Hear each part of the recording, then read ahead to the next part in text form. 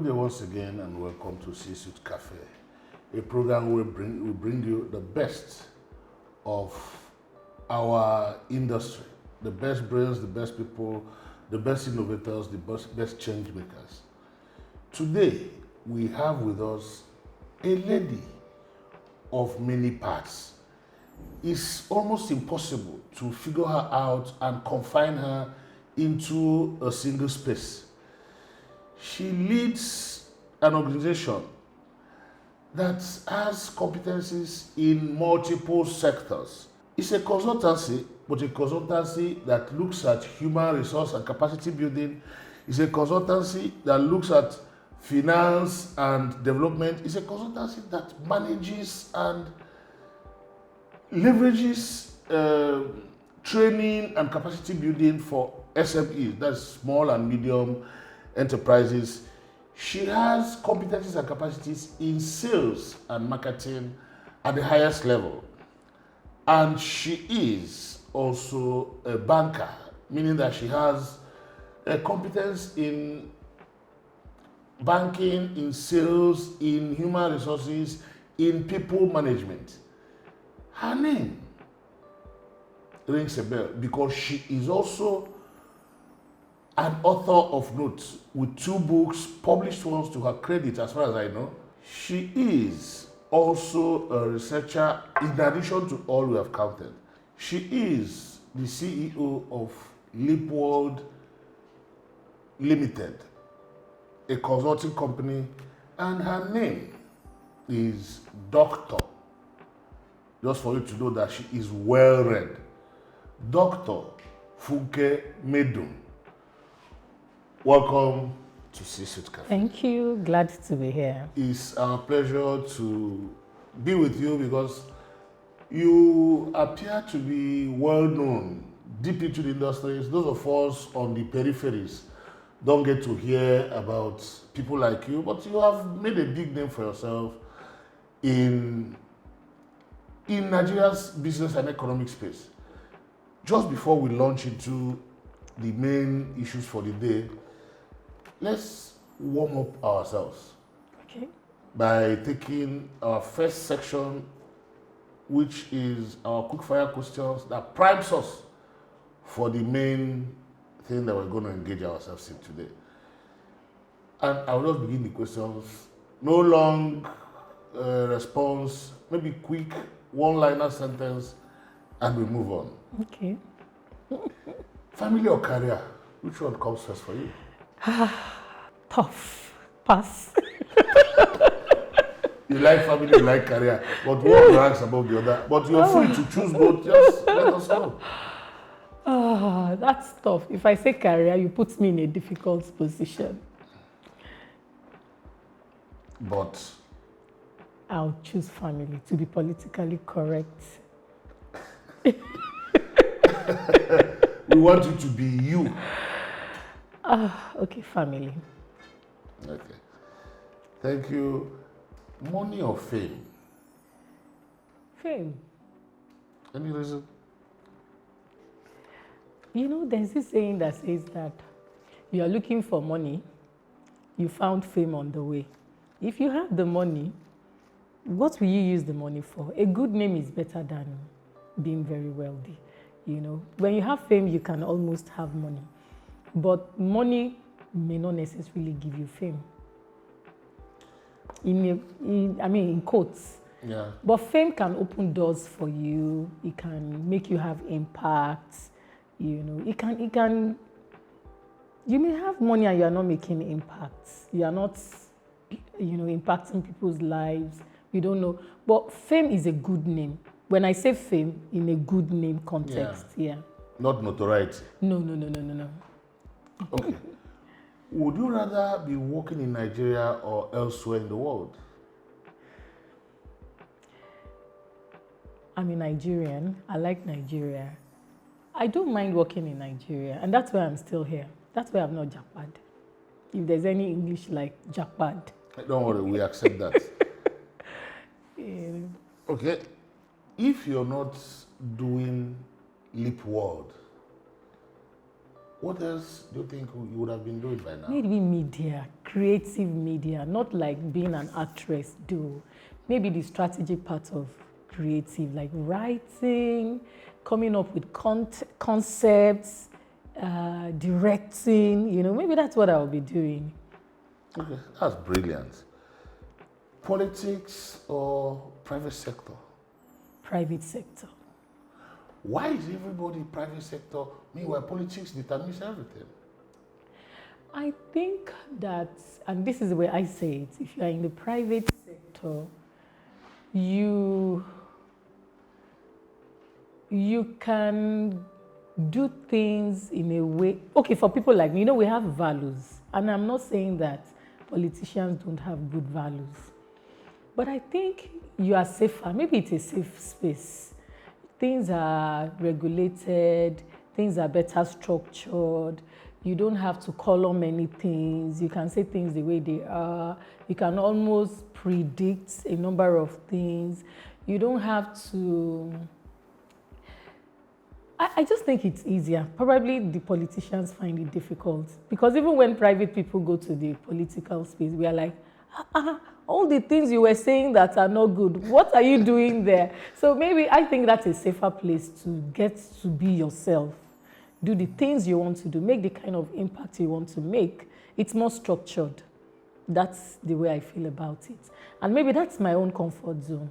If I want to go into politics in a way to impact the society, and I really do not mind, I would like to go like a technocrat, and I really do not mind that. Sit on boards, agencies, work with them on projects, things that impact the society and the economy. Yes, I understand. And on that note, we migrate from this segment while taking our coffee. Yes. Okay.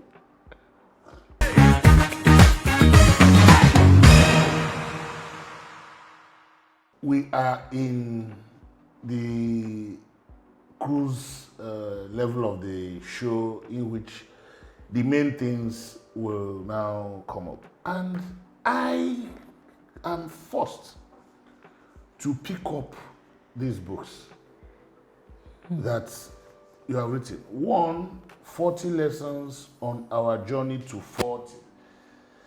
And then the rookie entrepreneur. I am interested in the driving forces, in the raison d'etre, like they say in French, for gifting the market these books. Okay, so let's start with the older one. Which one is older? 40 lessons, 40 lessons on our okay. journeys to 40. I wrote this 7-8 years ago when I turned 40. And I'd always wanted to tell my stories, I'm the first child. And when you grow up in an environment where you have to be the model, you have to be, everything has to be right. Yes. And you find yourself that you're always, you don't have so many people to tell you what to do. Like you have to figure out so many things. I did the 40 lessons. I wanted to tell my stories. And I'm reserved in a way, and you see that you've been bottling up a lot of things on your own mind, agitating, things that you think you've learned over the years. And 40 years is a lot of learnings. It's a lot. So I had wanted to put my story somewhere out there, and I found a great partner in Joke Aluko. Joke Aluko is my friend's wife. Her husband and I went to Lagos Business School together during our MBA program, and I became her friend through her husband.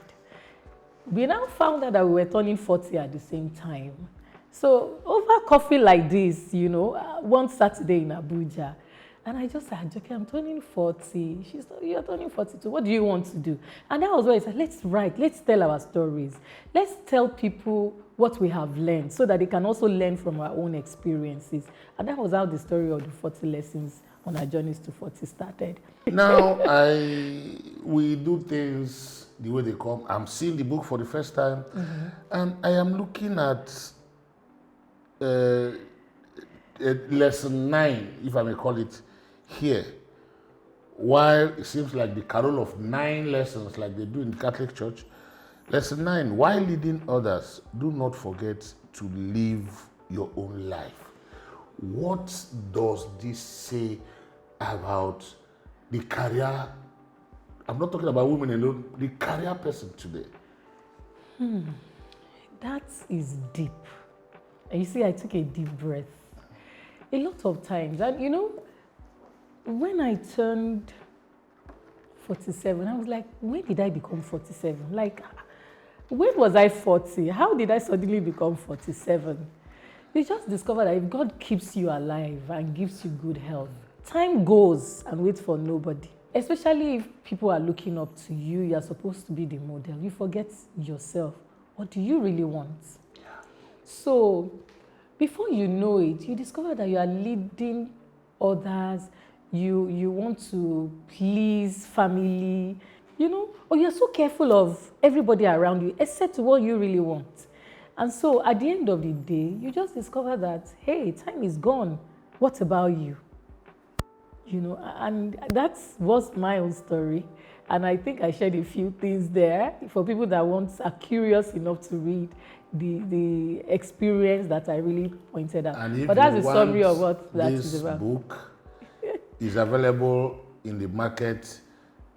Get yours now and have all the lessons. We just did a highlight of that to make sure that the people shares very vital things that she has there. Next, I am looking at The the Rookie rookie entrepreneur. And I am looking at chapter 8, finance and accounting for the rookie entrepreneur. It's a challenge in this environment. It's a big challenge in Nigeria. People go into business probably because they have capital, probably because there is need to do business without planning for that. You need to give us maybe insight on what that chapter talks about, because it was core in some of the things we listed here that we're going to discuss. Okay, so maybe we should start from the book, just like we did for the 40 lessons. So how did I come about the rookie entrepreneur? I'd wanted to put, you know, they said your experiences are not for you alone.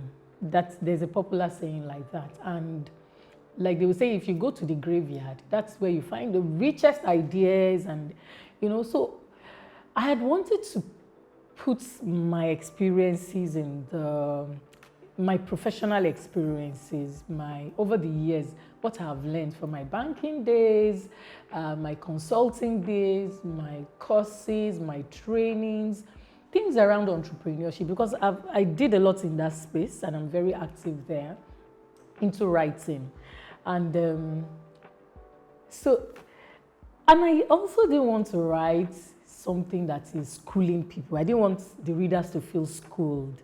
So I had to come up with a frame for a book that educates and entertains simultaneously. So I had to create characters around what I wanted to put out there. So it becomes exciting, and it's an easy read. So I'm sure people will enjoy reading it. Sometimes I go back to read the book myself. And talking to funding, how people should navigate, and you're right, a lot of people don't really plan for funding. And funding is a key system and structure in business. That's like oxygen. Imagine if you do not have oxygen. Will you be alive? No. No. So that's like oxygen of a business. And so if you don't pay attention to funding and finance, your business can die. Although there's this saying from my findings and a lot of consultants out there too. If you ask people, oh, what are the greatest challenges you have in business? They'll say it's funding. We've also found out that it may not be funding. It could be that you need to even put some structures in place to make funding attractive to you. You know, funding is also like a beautiful bride. You need to be ready. You need to make yourself available for the suitors, the funders, the people with the money to find you. So that's number one thing I really want to put out there. So it's not like just saying my challenges are, I need funds, but are you structured? Are you ready? Do you have the system in place? Do you keep your books? Do you have proper accounting system? Do you know whether you are profitable or not? Do you know how much you need for your growth? Do you know what that will give you if you get what you think you are looking for? So there are a whole lot of questions to answer. And when people are starting out, we usually say that even if you are not doing a full business plan, you should have basic. And there's something we call business model canvas. A business model canvas has like 9 building blocks, and some part of it talks about your revenue and your cost structure. In the minimum, that's like a one-pager plan that you can start with, from consulting. And I even talked about that in this book at some point, one of the structures and systems, when I was telling people on business model, okay? And like I said, it's like a story. So it's not like we were talking about books, and you will just be learning as you're reading and enjoying the story. So to fix that first, you need to be clear. What do you really need? Number one, do I have a financial plan for this, my business? So if you've answered that, then do you have the system and structure to make funding come to you? And there are different ways funding can come. So some people bootstrap. When you start, you can start with your friends, families, and all that. You can start with and grow organically in your business. You can also decide that you want different funding model. Do you want people to invest in your business? Do you want banking? Do you want the banks to fund you? Do you want developmental banks, or do you want commercial banks? There are different structure, system, and ways. Do you want capital, maybe venture capitalists to come to you? Is it angel investor, especially if you are in the tech ecosystem, Or do you want to go for loans? So there are many components, but these different kinds of funding have different kinds of demands and requirements. So the challenge sometimes is that people are not ready. They are not structured. They don't have the system. It's interesting because this conversation speaks to the main challenge facing business scaling in Nigeria. You see somebody who has brilliant business idea, probably have started off doing great, but he needs funding to scale. The option is take a bank loan, bring in investors, whether it's through angel investor or venture capitalist. But there is this culture of reluctance to let go of the shares in the company. And we keep reading about 1% of something better than 99% of nothing. But you see a plethora of businesses in Nigeria still struggling to scale because of the one-man business mentality. I don't want somebody to come and take over my company. I want to build it and live for my children for tomorrow. I don't know, is this culture changing, or are we going to look for maybe doctors like you to perform surgeries in our heads to make sure that the mutation that will take businesses here to that level changes? Big businesses in the US, I give an instance, Facebook, Google, they started from very simple ideas. People come in, and those who come in command bigger shares. The individual who founded it might not even own up to 29%, 20%. The rest are from investors. What is our problem in this market? So let me take it from statistics. Let's look at, since we are talking about Nigeria, the recent survey that was done by Smedan is the agency that regulates small businesses in Nigeria, and Nigerian Bureau of Statistics. If we look at the 2017-2021 policy document and survey they did, businesses in Nigeria, small businesses, account for 96% of all businesses. And they are important as much as they are. So you imagine that there are so many, 96% of all businesses. Well, and they create jobs in their own way. They're responsible for like 86% of total job created. And they contribute about 50% to the GDP of the nation. Why did I give that? I'll come to you why I said that. I give you those data. Another thing is, another survey recently shows that funding gap in our space is about 36 to 39%. That's Funding, significant. that's a lot, it's significant. Then let's put all these numbers together and say, what does it mean? You are saying one-man mentality. A lot of businesses are one-man. The way they started, they are structured. So we already have how people are starting out. Okay? And they are remaining that way. They are not moving at a fast pace to, if I start as a micro business. So in Nigeria, again, for point of discussion, we are categorized as NMSME. N nano, M micro, S small, and medium enterprises. Yes. So as a way of categorization, nano businesses are businesses that are homestead, one man, 1 to 2, people with a turnover of less than 3 million. So you see them by the roadside, you see your plumber, your dad's carrying his boy everywhere. Yes. They are no businesses. They are the majority that we have. So see, the ideas and the kind of businesses we are starting. So let's move to the micro. Micros have up to 9 staff and their turnover is less than 25 million. Okay, so if you look at that again too, there are many. Micro and nano are the bulk of the businesses of this 96% I mentioned. So the small businesses and the medium enterprises. So small businesses have up to 49 employees, whilst the medium enterprises have less than 200. And their turnover for the medium less than 1 billion, whilst for the small less than 100 million. Putting all those in context, that's where the majority of the businesses run. So we have a problem with the nature of business. How much can a plumber or somebody that is doing roadside mechanic, me and my small boy, that's the idea. I just want to survive. I want to feed. Again, it's a structure probably of our economy. A lot of people are living in poverty or below the poverty line. So they just want to survive. Okay? So that's, having said that, why are they not scaling? They want to survive first. You need to be alive first to think of growth, right?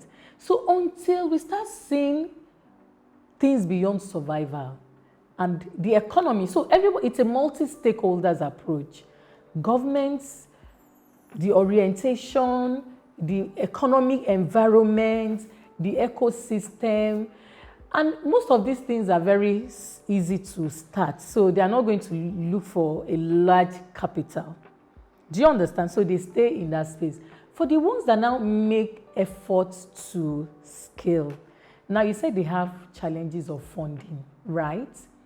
A number of them, from my experiences and survey, they do not have the system and structure, no proper bookkeeping. There's one program we are doing with the Lagos State government currently, like a boot camp for small businesses. Sometimes you sit in their group, oh, they are complaining, why is the government not giving us money? We've gone for this training. But the question is, I'm happy when some of their colleagues takes them up that, you've gone for this training. Have you put those structure and systems? Somebody wants to give you money. I want my money back. Do you even know your numbers? Do you know how much profit you are making? How will you pay me back if you cannot even tell whether your business is profitable? So the risk, so commercial banks look at the risk until businesses de-risk themselves. Maybe developmental banks and a number of banks, I don't want to mention names, are coming up with capacity building to help small businesses de-risk and be more attractive. But that is not to say that we don't have funding challenges. That's not to say we do. We also have, because I mentioned the funding gap, that's huge. Maybe because of the way our banks are also structured, they appear to be short-term focused than long-term focused in a lot of some other economies that really provide support for startups. I'm happy that the tech system have been able to scale. I'm talking about people coming together, not doing one-man business. I think some of the consulting businesses, like maybe the accounting practices, they do partnership, the legal practices, they do partnership. Okay, but there are not many in the ecosystem. There are not many at Then all. the tech people have also the tech startup ecosystem. But majority of the people, like I told you, why they have that mentality is they want to survive first. Probably that could be one of the reasons. You just gave me a research idea. Probably you will include me in your next But book. from experience, that's why a lot of them are just focused on survival. You know, my first. challenge is that And the ones that really want to scale up, maybe trust issues, maybe, you know. yeah, Yeah. which is exactly what I mentioned. That's Yeah. like I am in. Or they want to be in control. They like control. I manufacture maybe toilet paper, and I have just maybe 20 million. I bought a small equipment in China. I have it maybe somewhere around my compound, and I am producing. And I'm just selling around my neighborhood. I'll probably do it, produce it, load it into a truck, and even go to the market myself. Or have somebody else, maybe my son or my wife, handle that. But somewhere in a neighboring town, somebody else also has that same business that if we assess them, that person may be a better salesperson than my wife. And I am better at quality control than him. But if you ask these people to fuse competencies and run that business together as one, I'm sure probably the challenge will be ownership. If they are registered as me, my wife, and my children and sons limited. If the other is registered, it's probably me, my wife, and my children and sons limited. I don't know what happened to daughters anyway, but that's another issue. But it's not going to be shareholding. It's not going to be the ego-related reason of who is going to be the managing director, or chief executive, or as is common in our environment, the chairman of the company. You know that thing, I am chairman, chamo, and all those kind of things. How do we rid ourselves of this mentality? I think, again, I believe most things are done at a multi-stake level. And I think everybody has a role to play. Me, you, family, government, the society, the community. If we start thinking beyond ourselves and we think of sustainability. So when I was writing this book, you know, I said steps to make your business, how from starting to running it sustainably. And one of the things I wrote there is about business continuity planning, something around succession plan as well. If we start thinking of having things that lives beyond us, something that goes beyond making it just survive at the moment, our mentality, our orientation. If you start thinking of nation building, that if this business is bigger, it will create jobs. If everybody is looking at that approach, my cousins, my nephews, wherever my family members are spread, extended family, they will benefit if that is our mentality. So I think our orientation first needs to think beyond ourselves. And I believe in this model. It's good to start small, but you need to grow. And to grow, you have to look beyond yourself. I've not seen big businesses. You know, I say this, that all the big businesses I have seen, it is not one man that is behind it. You either see maybe two friends came together, okay, and I don't want to mention any particular name, but if you see some banks, most of the banks that you think they've done well and they have potential for growth and, you know, endless potentials, you see that they started as two persons coming together. Probably they've done something together. So I think that control, that trust, we have to start thinking about it because that is the way to go. That is the way to be big.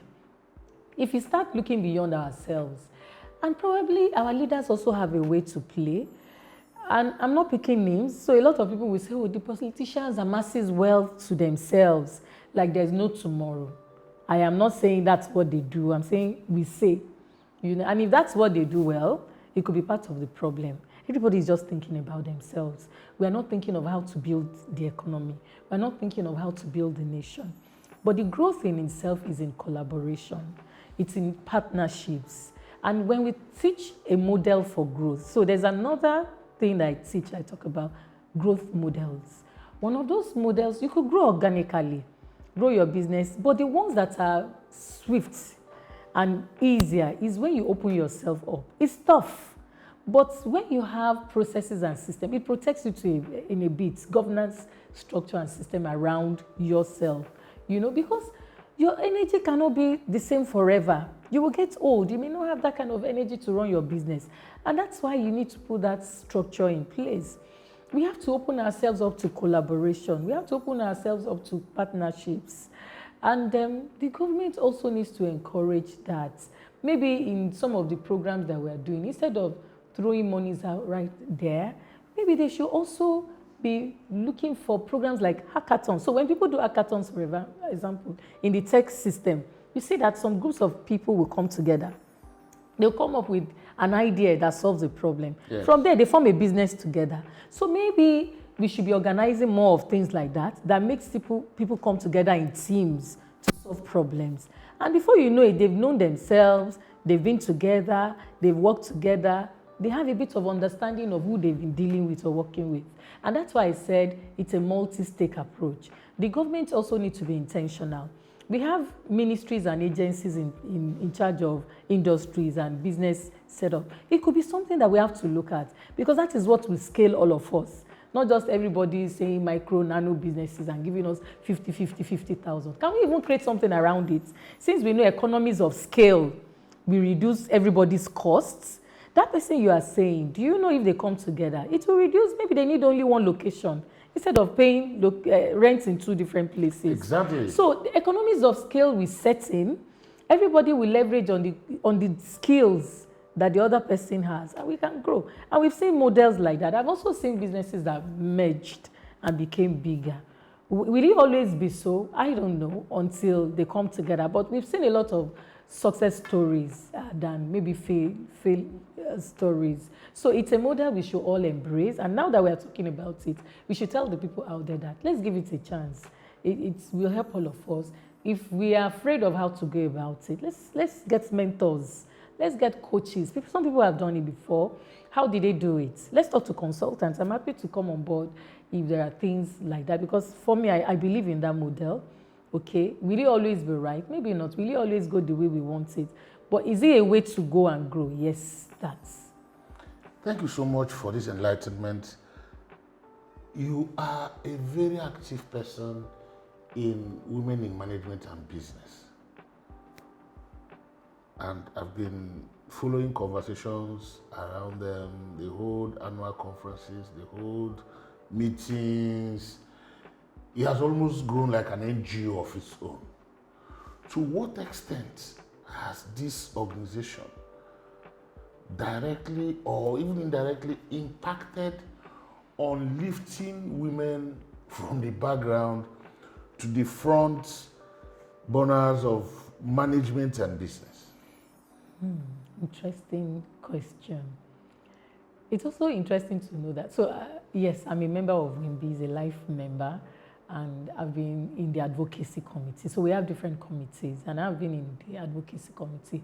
And one of the things we advocate for is have women on boards, a minimum percentage, that we are targeting for women to be on board. And for a number of the visits, things are getting better, but there's still a long way to go. So to speak specifically to how has this organization, I just said advocacy. So when we do companies visit, for example, we try to encourage to get women, the board, to have more women on their boards, right? Another thing is we've been doing a lot of capacity building. For example, WIMBIZ has a program they call WIMBOARD. So it's to get women ready for board positions. And you see, that also creates a database of women so that when the association is approached for referrals or recommendations, there's a pool, that they've trained, they've empowered, they've mentored, So the association has been so active in that space in supporting women. But I think beyond the association, now I'm talking to women and I'm speaking to myself too. I think a number of times we think things must come and meet us. Whatever happens to us going for what we also want. You know, there was something I listened to like, you know, brilliance doesn't know gender. Maybe in the olden days, there are some positions that they use power, fists, who has more power, and maybe by nature, men have more energy than women. But in these days, we are in the era of, you know, so we're in the era of using your brain, you know, intellectual strength is what we need now. And I don't think intellectual strength has anything to do with gender, you know. So it's the same brain that we all have. And women have been found to be very great with, you know, intellectual matters. Some of my friends and I will say, it's a man's world. Now, for you to scale in business, you need to take some daring steps. You know, there are some meetings. It is easier for men after work to stay back over a bottle of drink or something till late, and they are talking and they close deals because they are more relaxed at that time. They are not under pressure. But that's when a woman wants to go home and take care of the baby. That's when the man that is drinking at the bar is expecting his food to be at home. You see? So maybe the nature of the society as well, expectations of the society. So maybe men should also be more accommodating of women. You know, they should also be supporting. They should be our cheerleaders. You know, we are not competing with them, but we just want to complement a few things. And let us be. For the ones that have the power to be, let them encourage us. You know, life is not about the other room only or the kitchen. I've looked at, you know, the women in business, women in management, and I'd like, Phil, I didn't think you became who you are because somebody said, oh, let's give this person opportunity to make up the numbers for women. You have to push yourself. Your brilliance, you've shown yourself through the ranks and rose to the place you are, branched out, started a business, has grown it. I've gone through your profile. You've been here, you've been there, from back of industry to Smedan, to all form of places. We have had men here, but I doubt if there are maybe two of them that occupy the breadth of space that you occupy. You're a woman. Affirmative action didn't take you there. Intentional government patronage didn't take you there. Probably I sacrificed some things for that. Yes, that's what I'm saying. That these things may not necessarily give women the honor they deserve. People make political capital out of speaking publicly about women empowerment, women this and that. Women empowerment for me suggests is an insult, if you permit me, because it permits that you are conceding grounds to the women, not that women qualify themselves by hard work, by brilliance, by going through the mill to become what they become. Should I speak to that? That's why it's a conversation. Yes. So remember that I said that women should push as well, not just wait to be pulled. But that does not mean that we should not also think of affirmative action. You are speaking about me, but I could have sacrificed. There's opportunity costs of wanting to be a career person. Some other things could have suffered. But will the society understand? That's another thing. Then another thing is sometimes some of us are pushing out there, but there's still that societal barrier. Let's not downplay it or sweep it under the carpet. I give an example, and it doesn't have to be me. So you're a woman, you dressed up, you went somewhere. Sometimes what they see is your skirts. They're not seeing your brilliance. I don't know if you understand what I'm saying. Will a man enter a man's office and you're looking at the person's trouser? Shebi, you want to do business. You know, forgive me if I have to put the word shebi. I have to drive it home, you know. But sometimes, and forgive me if it sounds somehow, I think we still have that societal barrier, seeing women as women. They should be home, you know, they should be in the kitchen. They need to be in the other room. That still exists actually. Or you see women, you are seeing a commodity. I want to talk to you about my business. I don't need to go on a date with you before you can help me. I want to give value. I want to impact the society. I'm brilliant. I have ideas. You don't have to give me conditions because of my gender. Those things still exist, and I'm saying it, you know. And I'm also saying it from experience. So that's what we are saying, that don't see me as a woman, see me as a professional. Give me that opportunity that you would have given another man. And those things are things we still need to talk about.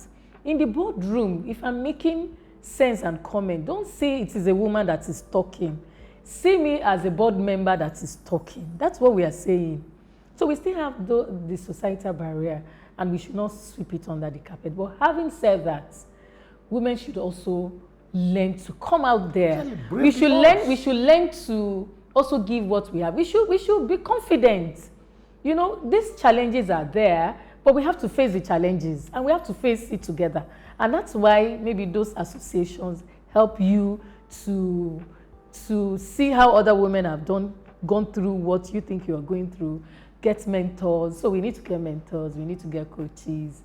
But there's also some men, he for she's, and they are not doing badly. So we need a lot of men like that, you know. But affirmative actions still helps.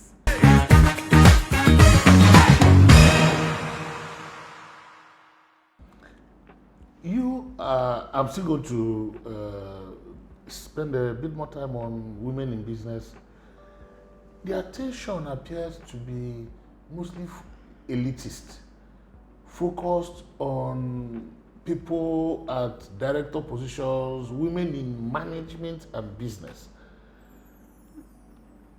The critical mass, and there I heard you now break down the statistics of the percentage of businesses that are big. 96% you mentioned as MSMEs. As MMSEs. Yes. That's how we categorize them. It means that the women who are captured, who get the attention of WIMBs, are maybe just 4% or 3% of the women in business. What happens to those outside that captive market in management and business? The people on the streets, the woman trading in the market who must go home by 4 p.m. because the husband demands that he cooks, the classroom teacher who has a small shop in her house, maybe in her neighborhood, and after school she goes there to teach, but the demands that you must cook for me will take her away from that shop, deny her the opportunity to scale. These people are not being paid attention to by WIMBs. Any reason for that? All of us cannot be management and big business. Okay. On a lighter note, maybe you should invite WIMBs for a WIMBs focused interview. But having said that, you know, I am not in the 4%, and I'm a member of WIMBs.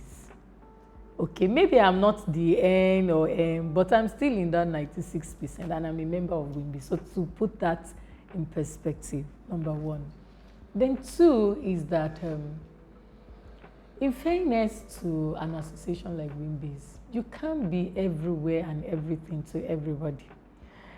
And it makes sense for you to focus, you know. Imagine if the micro, medium enterprises can employ other women, can mentor other. They have mentorship programs, by the way. Okay, and these mentors have mentees across board, across different spheres of businesses. Okay, maybe not the nano, okay, but there are other programs that could cater for those ones. They can't solve the world problem, but we have to give it to them for doing the ones they have taken. And I just give you an example. I'm not in the 4%. I'm a member of WIMBs. So a lot of people in the medium, small, medium enterprises are also part of WIMBs. And what is important is for a woman to be empowered. You cascade it down to empower others. They have other programs that they are doing, from even catching people younger, from Big Sisters program. Those are not even for the elitists. Those are for the younger girls, the younger ladies. So there are many programs they run that in a way impact the different generation of women. Okay, I hope that has put a few things in perspective. Well, it has helped. But we are going to talk about the institutions that should spike business growth, even for MMSEs, as it is, the banks. I don't know whether you see the current trend where banks now declare profits in trillions of naira, even while against the run of the market. And we have gaps in funding, like we've highlighted here, funding businesses. Meanwhile, a bank will announce profits of 1 trillion, 500 billion, 300 billion for shareholders alone. Where is the primary job of banks for Nigerian, of banking for Nigerian banks? The primary sources of income should be credit. Yes, they have fees, they have commissions, this 50 kobo stamp duty, transfer fee, and things. They send birthday greetings to you on your birthday and even charge you for that. Where is the real job? Do they charge you for that? Where is the real job of banks? Okay, I mean, I take it that the question is relating it to the economy and businesses. So here is a thing, and you've said something that is very important, that banks declare huge profits. But even when the economy is challenged, like the rates, the kind of income the banks declare and the economic growth, they're like inversely proportional. Yes, it's almost provocative. One is going down, but these ones are perpetually going up. So they're like inversely proportional most times. So that should be a concern, and I think the regulators should look at that. As per CBN, banks are supposed to have 10% of their profits set aside to support that system. But again, a lot of the things said there, compliance might be an issue. Then the banks, on their own, in fairness to them, if you look at their non-performing loan portfolio, you also don't want a bank to have loans that are not performing, especially if they give the informal sector and the small businesses. You can't say because you want to help the economy. So where we should look at is, we should look at the root cause. Remember that banks are also business owners. They have to give value to the shareholders. So, like I always say, it's a multi-stakeholders approach. Everybody needs to know that we are all in this together. The banks, the regulators, CBN, we have to make conscious efforts, ensure compliance where necessary. And the small businesses, we can't say because we have to provide funding for you, you should always have loans that are going bad. So the question is, how do we empower these businesses to be attractive to accessing funding from the banks? Number one. How do we empower the economy to really be a productive economy? So if you look at the trend, it is the banks that should make the economy productive. That's not their capital. that's not their job. So let me not. I think they should do more. They should do better. But everybody have their job description. Are they the minister of the economy? Are they the president of the I mean, if I don't own a bank, so it's not like I'm speaking like a bank owner. But again, let's play the devil's advocate. Everybody has their job description. You told them to consolidate. You told them they are giving a percentage of their profit to service certain things. Do you understand? So they want to maximize shareholders' return. But again, they could do more. They could do better. I totally agree with you. Unfortunately, maybe they are short-term focused, so that's why they focus on big businesses that can easily not default, or that the risk is not so much. So I agree that they could do more. The banks should do more. They can't be declaring those huge profits and the economy is challenged. But again, everybody has the role to play in the economy. Yes, they should do better. They should be more interested in the businesses. At the same time, the small businesses should learn to have a properly structured business so that they are also more attractive to funding from these banks. They want to do business as well. And ultimately, the economy, the leaders of their economy, they should put a framework, system and structures to ensure compliance to some of these things they've put in place. Okay, so that the bank should also comply with playing the role in that space. And they should empower the small businesses, maybe create a system, a governance framework, not just training and giving 50,000 there. Can we look for high growth businesses that can create jobs? Okay, and really put them maybe in accelerator programs, that could incubate them and help them grow and give some cushion. I can't be worrying about putting boreholes in my office, worrying about buying inverter, buying all that. I don't know if you understand. And the worries are just too many for the small businesses too. Sometimes they don't even focus on growth. They're just focusing on survival. So, and if they're focusing on survival, they are not putting structure, they will not be attractive to banks to really give the kind of funding they need to scale, jumpstart scaling swiftly. So it's a holistic approach that we all need to be involved in, being intentional about growing the economy together.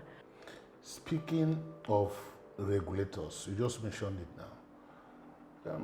There's talk out there that the CBN is over pampering the banks, giving them the latitude to be earning where they shouldn't. And I hear conversations about, why should I have an account in a bank and they charge me every month for account maintenance fee when I didn't leave my motorcycle or my car or any mechanical device in their vaults? What are they maintaining? Why should I pay that? There are some fees that banks are allowed to charge that people mutter about. They may not complain loudly, but it is out there that the CBN is over pampering the banks. Yeah, so that's the problem now. If we are not talking, so why should you blame the banks? Have we instituted a class action? What have we done? It's not just about leaders. I think sometimes the problems are bad followers, not just bad leaders. So if we think that's a problem, say let all of us institute a class action. Let's make efforts to complain. If we are not complaining, that means or if you and I are just talking one by one like this. So let's make it beyond what we are saying here. And, they will do something about it, probably, Okay, let's go back to human capital. And I want to start by, there's this fear that competent manpower might be difficult to find in Nigeria in a short while to come, because people are no longer paying attention to education, people are no longer paying attention to mentorship. Everybody wants to start today and become big tomorrow. And the ones we have are leaving the country.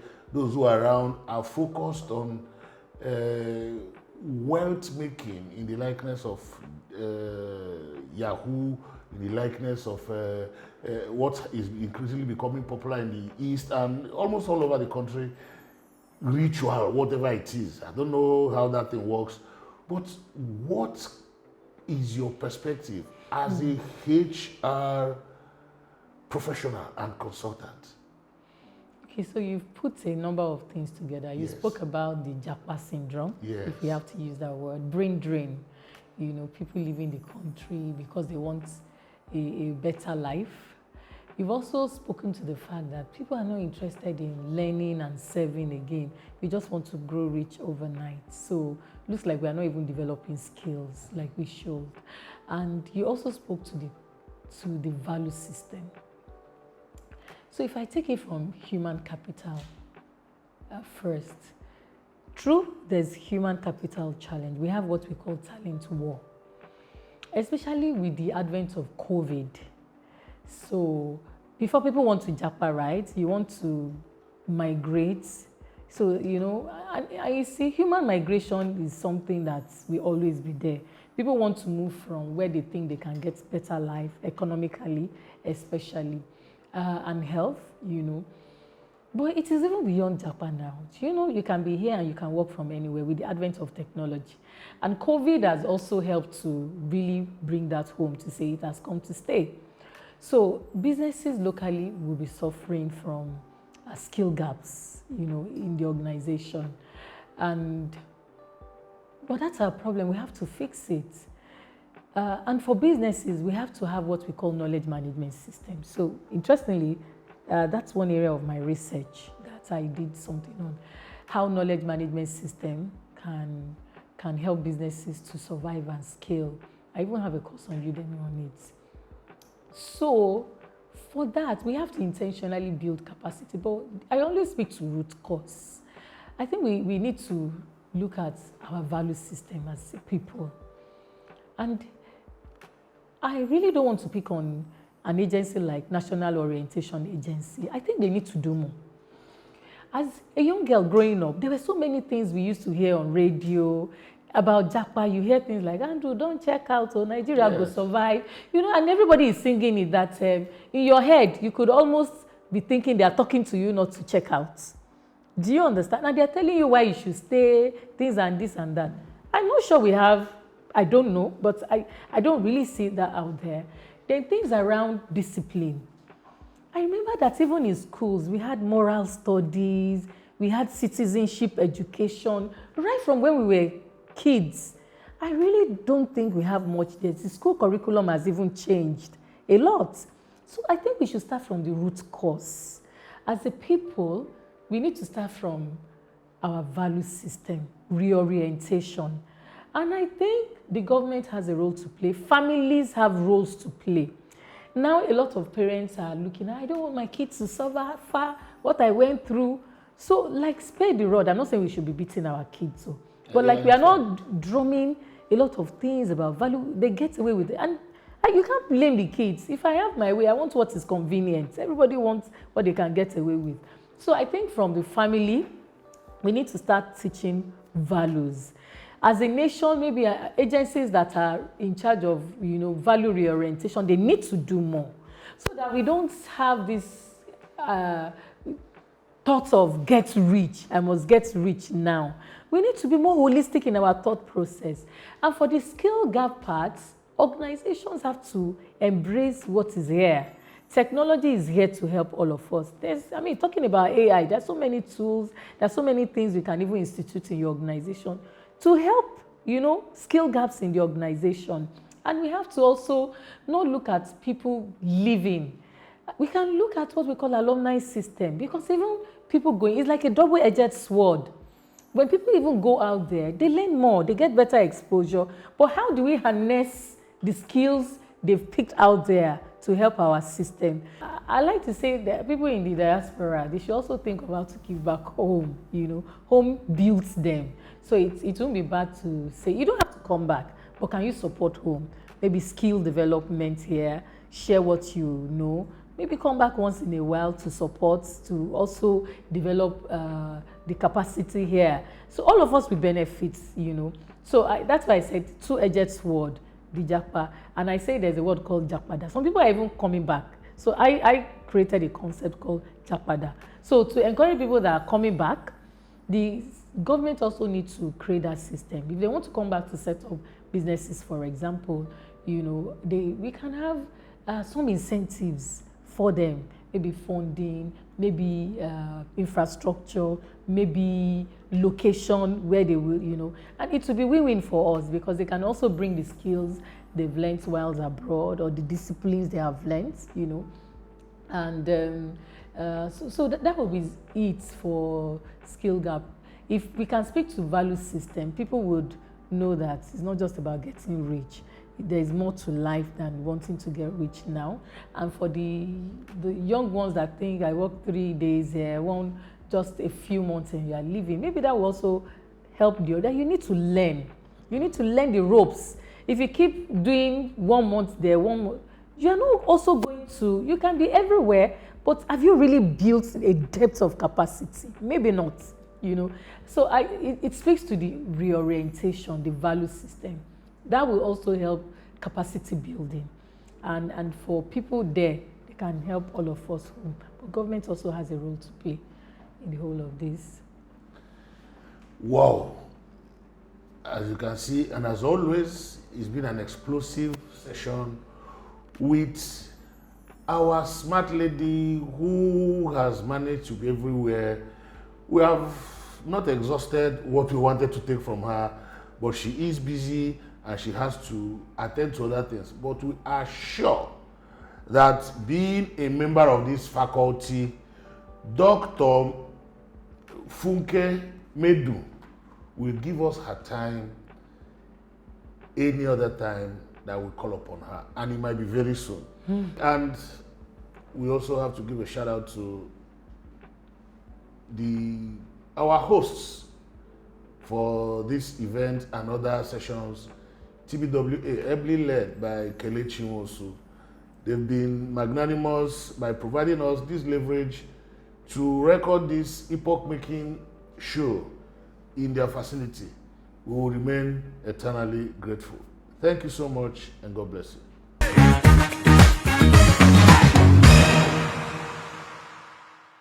This is formally welcoming you as a faculty in this cafe, the C-Suite Cafe.